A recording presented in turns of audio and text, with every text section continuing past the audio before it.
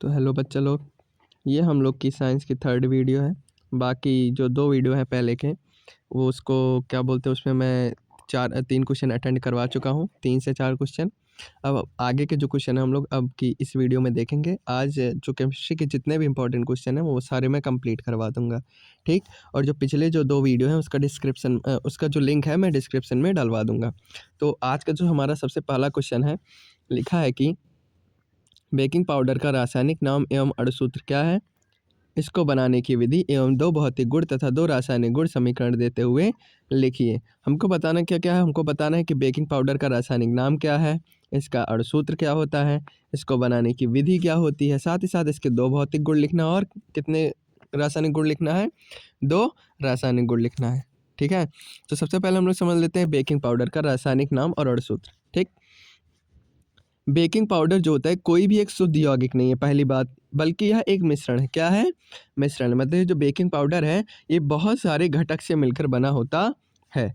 तो baking powder कौन कौन से घटक से मिलकर बना होता है? 2।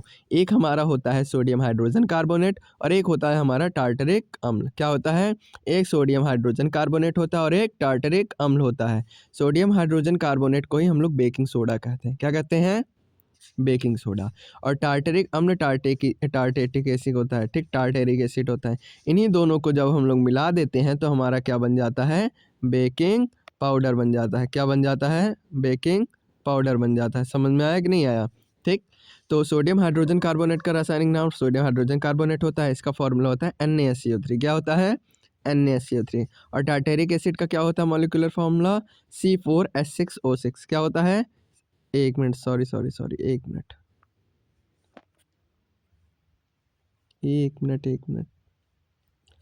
ठीक है, समझ में आ गया ना? सोडियम हाइड्रोजन कार्बोनेट का अणुसूत्र क्या होता है? NaCO3 होता है और इसका क्या होता है? C4H6O6 होता है, ठीक। इसलिए बेकिंग पाउडर का अगर कभी भी हमसे फॉर्मूला पूछा जाएगा हम लोग सीधा सीधा लिख देंगे NaCO3 + C4H6O6। समझ में आ गया इतना?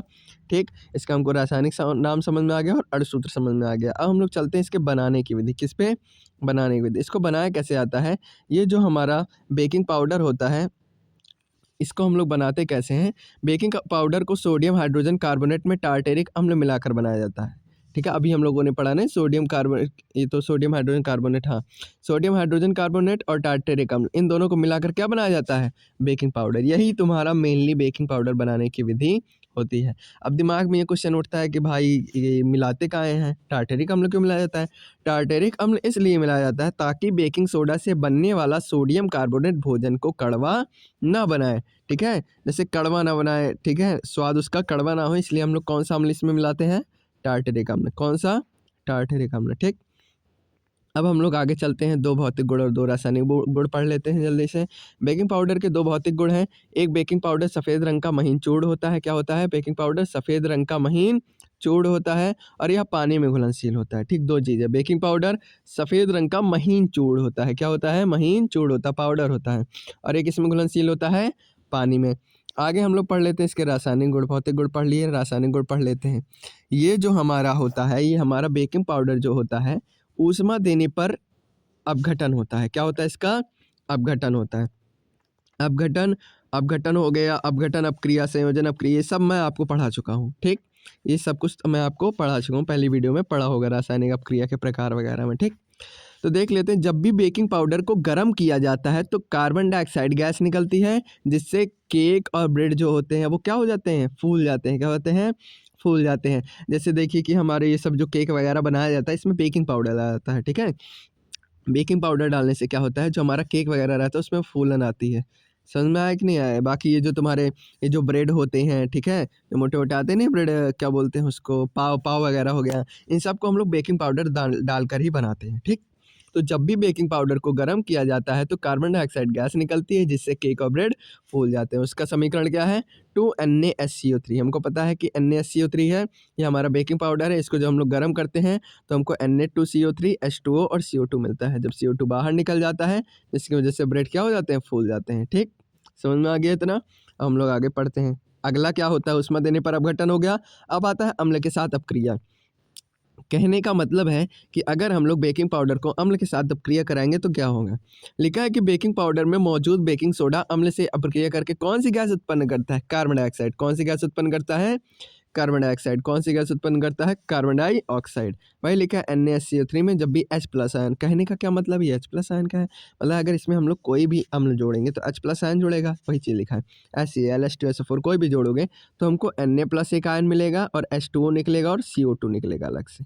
समझ में आ गया ना। अब Na+ आयन चाहे जिसके Cl माइनस आयन के साथ रह जाएगा, जैसे HCl तो NaCl हो जाएगा। समझ में आ रहा है ना। अगर मान लो यहाँ पर अगर HCl अपक्रिया करवाता तो यहाँ पर क्या बन जाता है, NaCl बन जाता है। ठीक, बस इसमें डाइड लिखा है, यहाँ पर H+ होता है तो Na+ बन जाता है, बाकी माइनस जो रहेगा जोड़ दोगे। ठीक, अम्ल के साथ अपक्रिया करने पर क्या होती है, कार्बन डाइऑक्साइड गैस उत्पन्न होती है। ठीक, हम लोगों ने 2 पढ़ा कि जब इसको गर्म करते हैं तो कार्बन डाइऑक्साइड गैस तब भी निकलती है और केक और ब्रेड फूल जाते हैं, और जब अम्ल के साथ अपक्रिया करते हैं तब भी कार्बन डाइऑक्साइड गैस उत्पन्न होती है। आगे चलते हैं हम लोग। ठीक है, 2 हम लोग भौतिक गुण इसके पढ़ चुके हैं और 2 रासायनिक गुण पढ़ चुके हैं। अब आता है इसका उपयोग, इसका काम क्या होता है। देखो मैंने तुमको बताया था केक ब्रेड बिस्किट बनाने में होता है, सॉरी क्या होता है, केक ब्रेड और बिस्किट बनाने में होता है। ठीक है, उसमें हल्का सा फूलन आ जाए इसकी वजह से, खाने को फुलाने और नरम बनाने में होता है। ठीक, आगे देख लेते हैं, इतना समझ में आ गया ना। केक ब्रेड और बिस्कुट बनाने में होता है इसका उपयोग, और इसका उपयोग खाने को फुलाने और नरम बनाने में होता है। तो खाने को फुलाने और नरम बनाने में होता है, इतना समझ में आ गया ना कि इसका उपयोग किसमें इसमें होता है, केक ब्रेड और बिस्किट बनाने में, खाने को फुलाने और नरम बनाने में होता है। ठीक, इतना समझ में आया कि नहीं आया, समझ में आ गया ना। तो ये क्वेश्चन हमारा कंप्लीट हो चुका है, जो कि हमारा क्वेश्चन क्या था, बेकिंग पाउडर का रासायनिक नाम एवं अणुसूत्र क्या है, इसको बनाने की विधि एवं 2 भौतिक गुण 2 रासायनिक गुण समीकरण देते हुए लिखिए। हम लोगों ने इसका रासायनिक नाम बता दिया, अणुसूत्र बता दिया, इसके बनाने की विधि बता दी, 2 भौतिक गुण लिख दिए और 2 रासायनिक गुण कर दिए। ठीक, तो ये क्वेश्चन हमारा कंप्लीट हो गया। आगे चलते हैं हम लोग।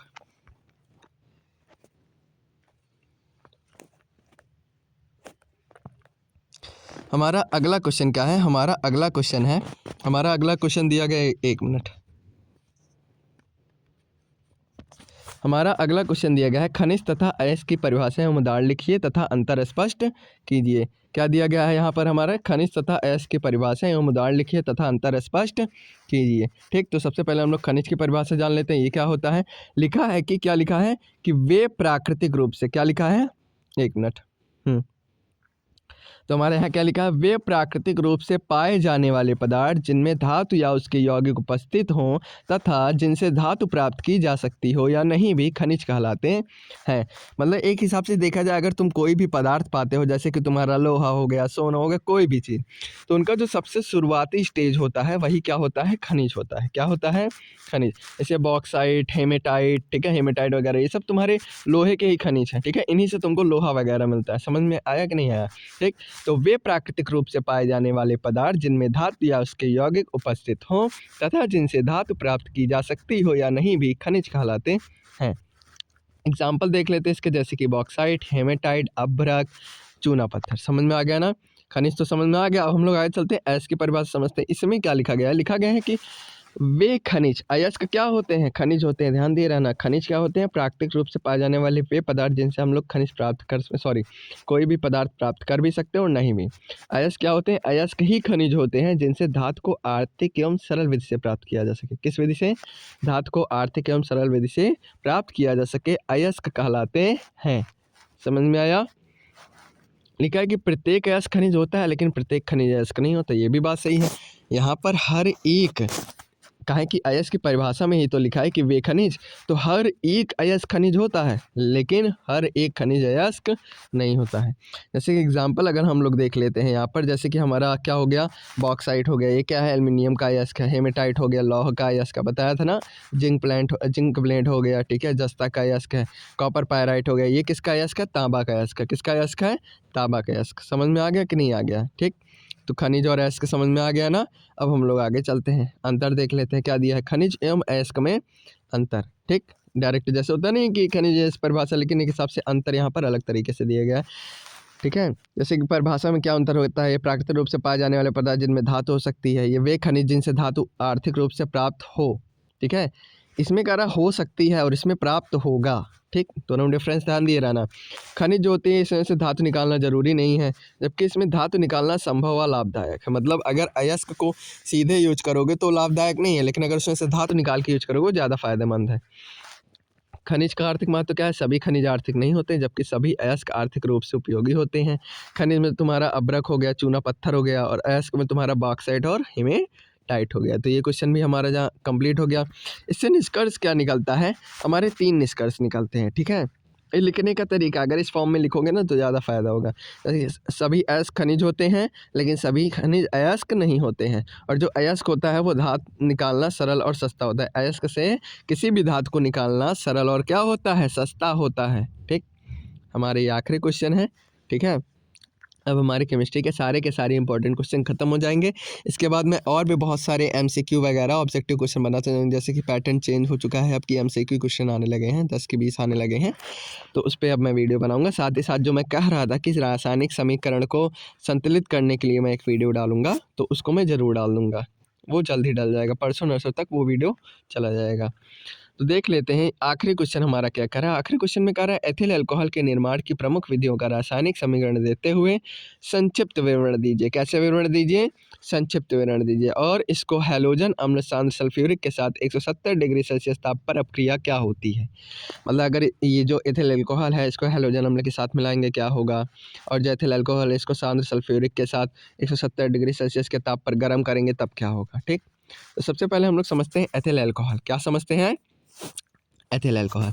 एथिल अल्कोहल के बारे में अगर हम लोग ध्यान दें तो जो हमारा एथिल अल्कोहल होता है ये एक महत्वपूर्ण कार्बनिक यौगिक है, जिसे सामान्यतः अल्कोहल या एथेनॉल कहा जाता है।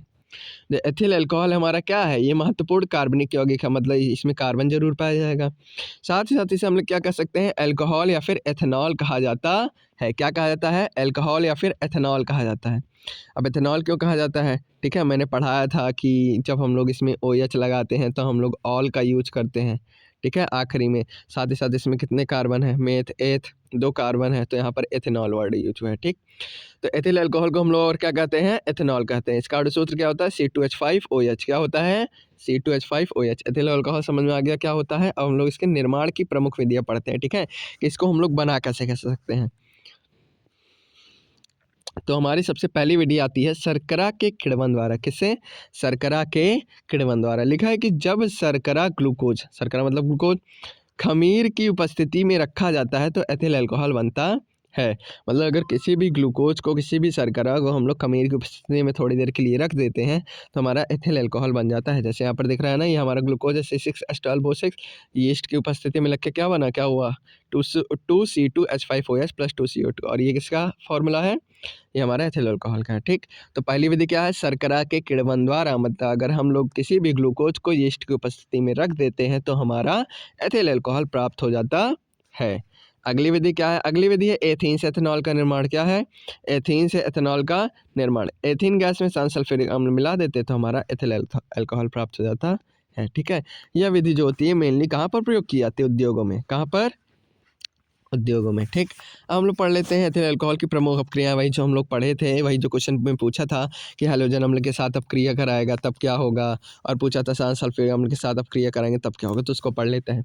लिखा है कि अगर हम लोग एथिल अल्कोहल की अपक्रिया हैलोजन अम्ल, हैलोजन अम्ल कहने का मतलब है हैलोजन की जगह कोई भी हैलोजन गैस हो सकती है। समझ में आ रहा है ना? जैसे कि तुम्हारा क्लोरीन हो गया, ब्रोमीन हो गया, ठीक। तो हैलोजन अम्ल हमारा जैसे कि HCl, HBr इन सब से कराई जाती है तो क्या बनता है? एथिल हैलाइड बनता है। क्या बनता है? एथिल हैलाइड बनता है। क्या बनता है? एथिल हैलाइड बनता है, ठीक। जैसे कि यहाँ पर अगर हम लोग देखें एथिल अल्कोहल को, ठीक है, हम लोग हैलोजन अम्ल के साथ अपक्रिया करा रहे हैं तो हमारा क्या बन रहा है? C2H5Cl, जो कि क्या है? एक तरह का एथिल हैलाइड है। क्या है? एथिल हैलाइड है। C2H5 मतलब एथिल हो गया, और क्लोरीन जो कि हमारा क्या है? एक तरीके से क्या है? हैलोजन, इसीलिए इसे हैलाइड बोल दिया गया। साथ ही साथ हमारा क्या निकल जाता है? पानी। क्या निकलता है? पानी। यहाँ पर ये जो हम लोग देख रहे हैं ZnCl2 ये उत्प्रेरक की तरह वर्क की हुई है ना। अब उत्प्रेरक क्या होता है? उत्प्रेरक आपका ऐसा पदार्थ होता है जो किसी भी अपक्रिया को उत्तेजित करता है। क्या करता है ये?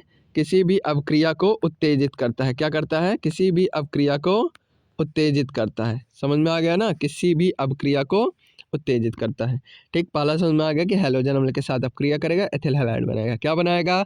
एथिल हैलाइड बनाएगा। क्या बनाएगा? एथिल हैलाइड बनाएगा। कोशिश किया करो, जो मैं क्लास में पढ़ाते रहता हूँ, कोशिश किया करो कि क्लास में ही लर्न कर लिया करो, ज़्यादा फ़ायदा करेगा।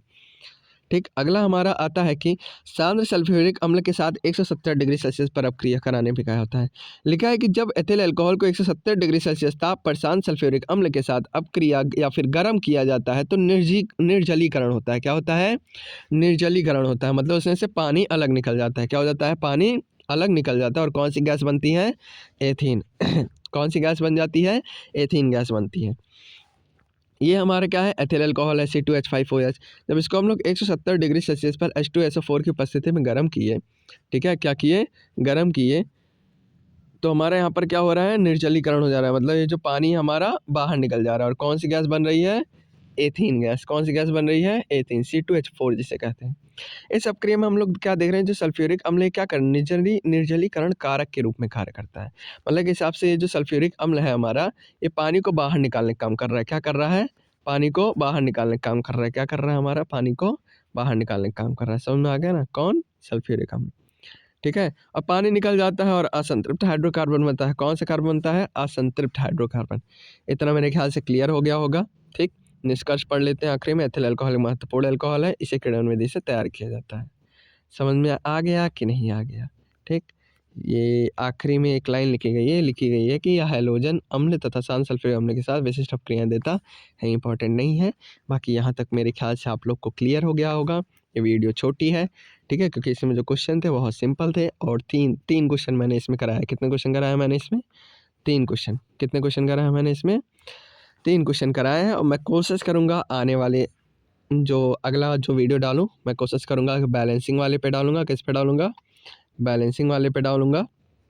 फिर मैं क्या करूँगा, जो objective main important objective question है, किस पे? Important objective question. 1 मिनट, किस पे? इंपॉर्टेंट ऑब्जेक्टिव क्वेश्चन पे मैं वीडियो बना दूंगा। समझ में आ गया कि नहीं आ गया? ठीक है, तो आज के लिए इतना ही। ठीक है, वीडियो ख़त्म हुई।